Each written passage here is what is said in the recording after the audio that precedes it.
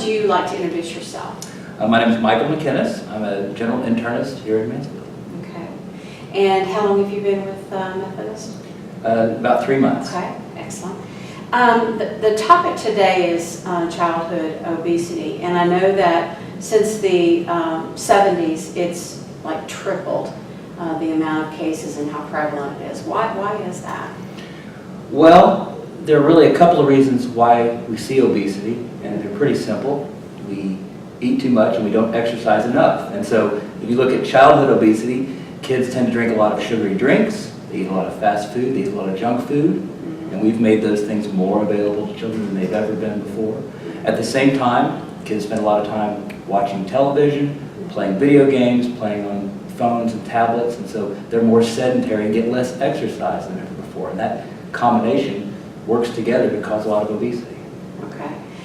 What's the long-term impact of a child that grows up considered obese? And first of all, I guess let me ask you, what is considered obese? Well, obesity on the most basic level just means too much body fat. There are some fairly complex definitions for obesity, especially for children. We don't measure body fat directly. It's not convenient to measure, but we can measure weight, and we use weight in a calculation called the body mass index, or BMI, as sort of a surrogate for that body fat composition.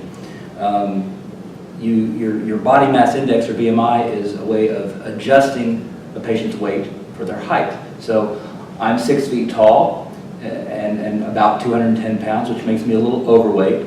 If I were 210 pounds and 5 feet tall, I would obviously be obese. So it's not just a matter of weight, you also have to factor in the patient's height. And then with children, because their weight and height is changing all the time as they grow, we look at their percentile of BMI. If their BMI is at 85th percentile or higher, they're considered overweight. If they're at the 95th percentile or higher for their age, that would be considered obese. Okay.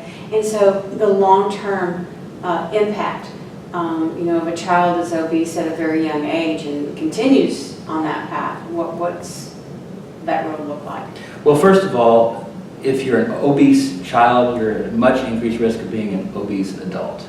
And the kinds of things that we see in obese adults can also happen in children. Increased risk of type 2 diabetes, increased risk of high blood pressure, high cholesterol. And then you get into things like joint pain, joint problems, arthritis. I mean, if you're overweight and you're walking around, you're putting extra stress on your knee joints, for instance, you're more likely to have osteoarthritis of the knees.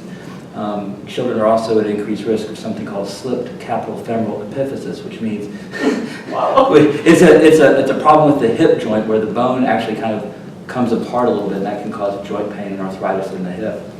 And then, obesity is associated with increased risk of gallbladder disease, certain types of cancers. The list goes on and on. Lots of problems from being obese.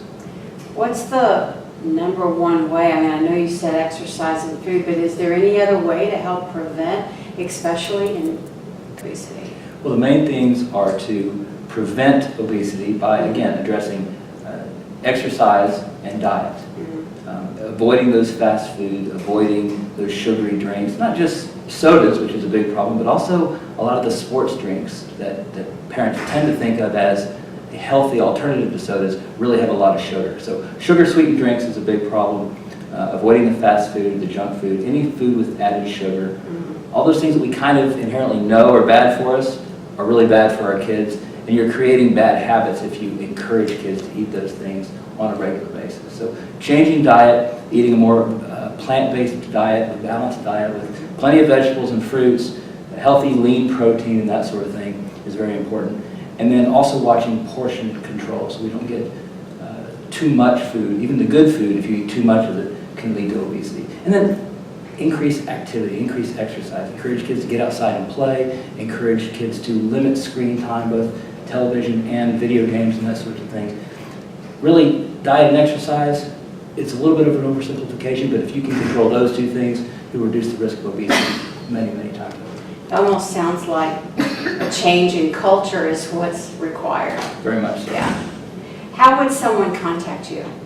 I can be reached through the internet if you search for Michael McInnis. Okay. Okay. MD, on the Methodist Mansfield website, or my group's name is the Methodist Mansfield Medical Group. If you search for Mansfield Medical Group, you'll find me. Okay, excellent. Thank you very much for your time. Thank you. Appreciate it.